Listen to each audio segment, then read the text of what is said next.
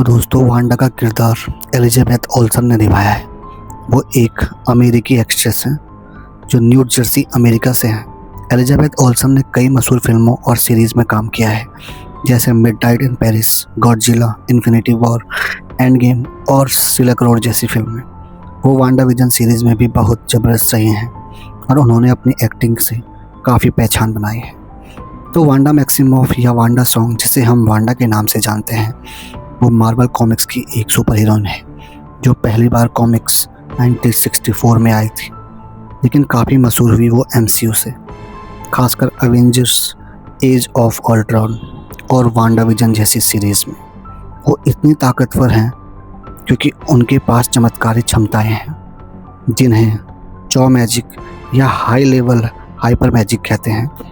वो रियलिटी को बदल सकते हैं, समय पर असर डाल सकते हैं और अपने मन की ताकत से चीज़ों को बदल सकते हैं। Doctor strange in the multiverse of madness में जब उनका पूरा दर्द और गुस्सा बाहर आता है, तब वो एक तरह की स्कारलेट विच बन जाती हैं जो मल्टीवर्स को भी हिला सकती हैं।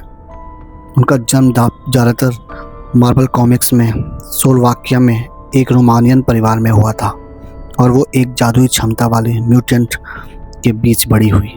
धीरे धीरे उसे अपनी शक्तियों का पता चला और फिर उसने एक्समैन और अवेंजर के साथ काम किया। तो हाँ, वो सच में एक बहुत खतरनाक है और उसका सफ़र काफ़ी दिलचस्प है। वांडा मैक्सिमॉफ का सफ़र सच में बहुत दर्दनाक और गहरा भी है। शुरू में वो अपनी जुड़वा भाई पिएट्रो मैक्सिमॉफ के साथ बड़ी हुई, जो दोनों ही म्यूटेंट थे। उनके माता पिता एक तरह की से क्रांति के शिकार हो गए और फिर बाद में दोनों को हाइड्रा के साथ एक्सपेरिमेंट में इस्तेमाल किया गया। वहीं से उनकी शक्तियाँ प्रकट हुई।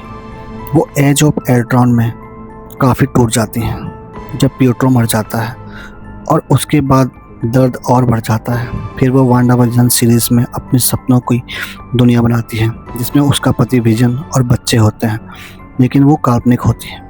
इसी दर्द से जब वो खोती हैं तो वो और बिखर जाती हैं। उसकी लव लाइफ की बातें करें तो उनका सबसे गहरा प्यार विजन से था। विजन के साथ साथ उसका जुड़ाव इतना गहरा था कि वो उसके बिना खुद को अधूरा महसूस करती थी। डॉक्टर स्ट्रेंज में जब उसका गुस्सा और दुख बाहर आता है तो वो सच में एक खतरनाक स्कारलेट विच बन जाती है, जो अपनी शक्तियों का गलत इस्तेमाल भी कर सकती है।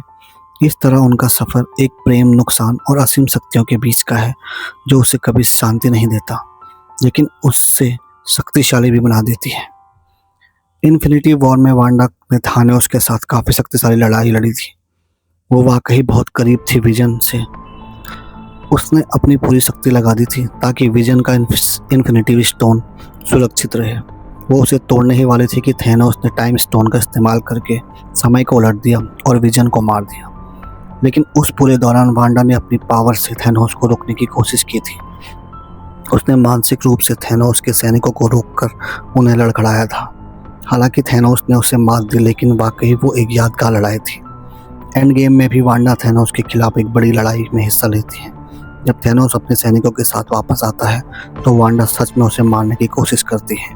वो बहुत गुस्से में होती है और उसे ऐसा धक्का देती है कि वो स्वीकार करता है कि वो वास्तव में खतरे में है।